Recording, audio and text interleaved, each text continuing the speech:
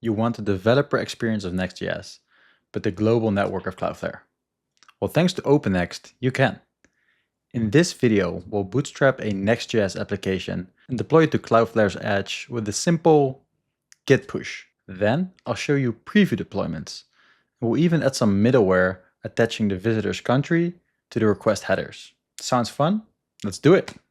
We're going to start here from our worker docs, especially the page about Next.js. And in here you can see we support almost all Next.js features currently available. We'll copy this command and we'll paste it in our shell. I'm going to change the name from my next app to my next app. Whoa. It will install the dependencies, Wrangler. We'll use Git for version control. And we'll actually also immediately deploy our application. I'll choose my Cloudflare account, my employee account. I have multiple accounts. And then it will deploy Next.js to Cloudflare.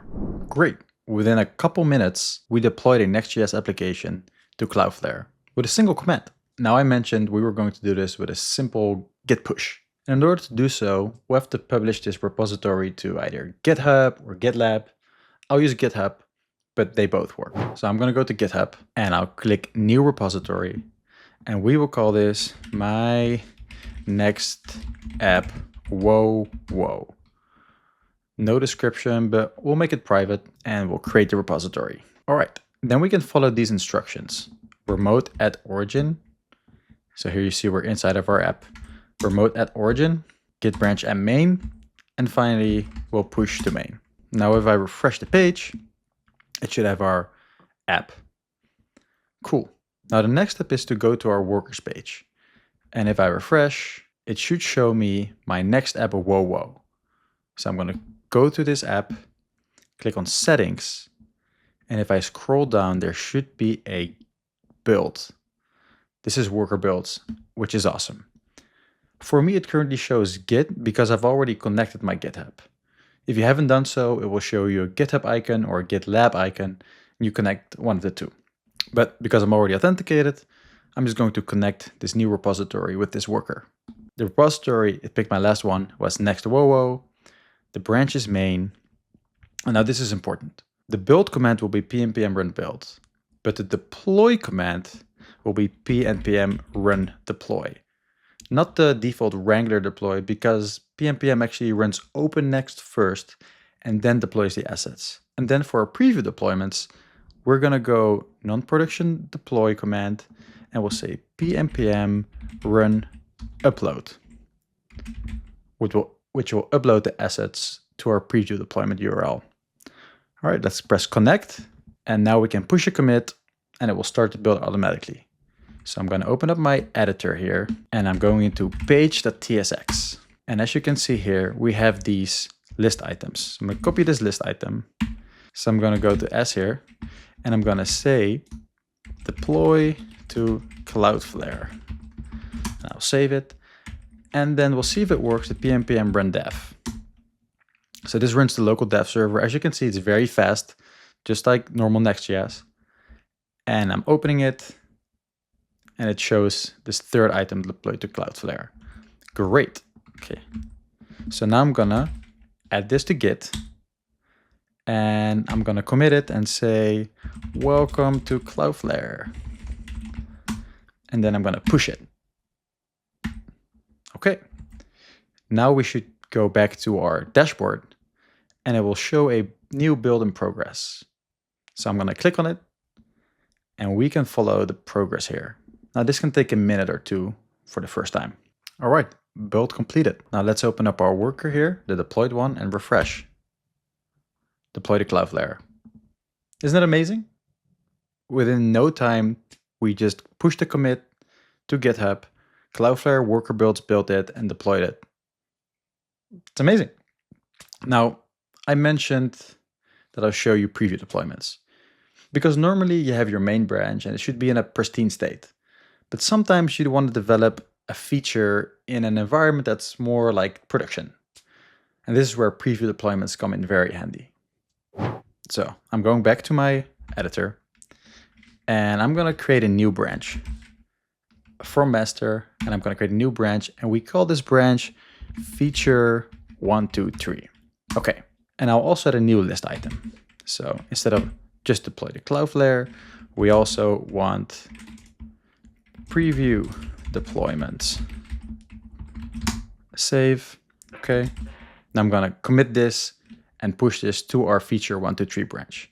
So commit features are great, and I'll push it to feature 123. All right, it is pushed. Now if we go back to our dashboard and refresh, we'll see another build in progress. And this time it says branch feature 123. Features are great. And I expect this build to be a little faster because it's not the first one. So let's go watch this build progress. Okay, deploy command completed.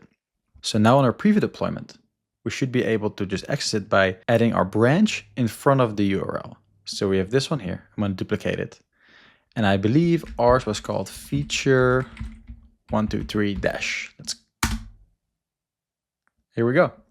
So feature 123 has this preview deployments, but our main branch does not. So in a short time, we achieved pretty great developer experience. We pushed to main and it was deployed. Then we created a branch, pushed to the branch, and it was deployed as a feature. Now, one caveat I like to mention is right now, feature deployments only work on the workers.dev domains. So this thing.